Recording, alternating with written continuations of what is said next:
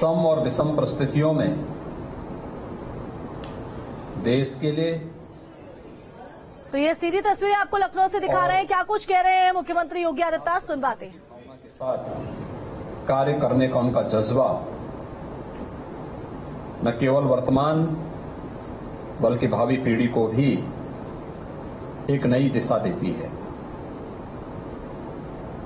और यह कार्यक्रम विद्या भारती के द्वारा प्रारंभ किया गया है। विद्या भारती का शुभारंभ 1952 में गोरखपुर में ही हुआ था। सरस्वती शिशु मंदिर पक्की बाग से इसका शुभारंभ होता है और आज देश के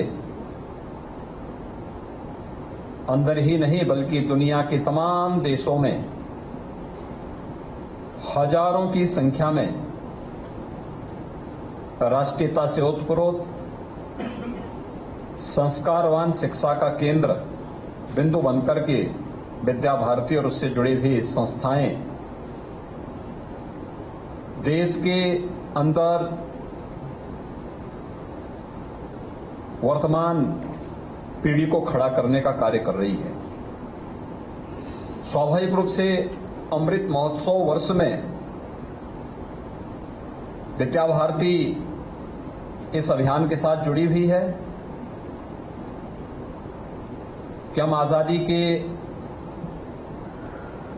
अपने अमर बलिदानियों को और आजाद भारत में देश की स्वाधीनता को अक्षुण्य बनाए रखने वाले अपने वीर सैनिकों को हम सम्मान दे सकें, यह एक अभिनंदनीय प्रयास है।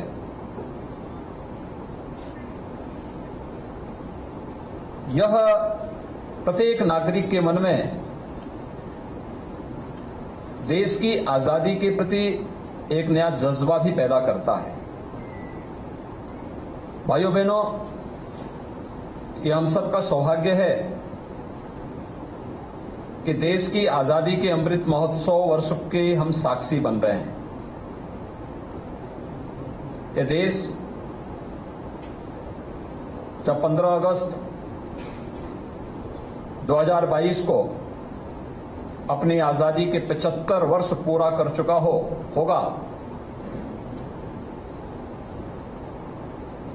हम आने वाली पीढ़ी को यह बताने की स्थिति में होंगे कि देश जब अपना आजादी का अमृत महोत्सव मना रहा था, उस समय क्या कार्यक्रम देश के अंदर हुए थे और क्या संकल्प पूरे देशवासियों ने लिया था।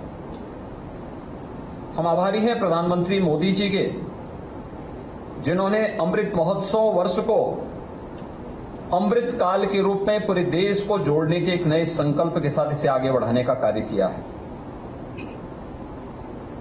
देश वही है, लेकिन नेतृत्व बदलने के साथ देश के लोगों के मन में, प्रत्येक नागरिक के मन में कैसा नया विश्वास जागृत होता है, आज इस देश के अंदर वह देखने को मिल रहा है। सरकारें कैसे संवेदनशील होकर के बिना भेदभाव के शासन की योजनाओं को समाज के प्रत्येक तबके तक पहुंचाने का कार्य करे, यह आज हम सबको देखने को मिल रहा है। कहने के लिए 1947 में देश स्वतंत्र जरूर हुआ था, लेकिन आजादी के जिन संकल्पों को लेकर के देश के महान स्वतंत्रता संग्राम सेनानियों ने अपने आप को बलिदान किया था, क्या स्वतंत्र भारत ने तत्काल रूप से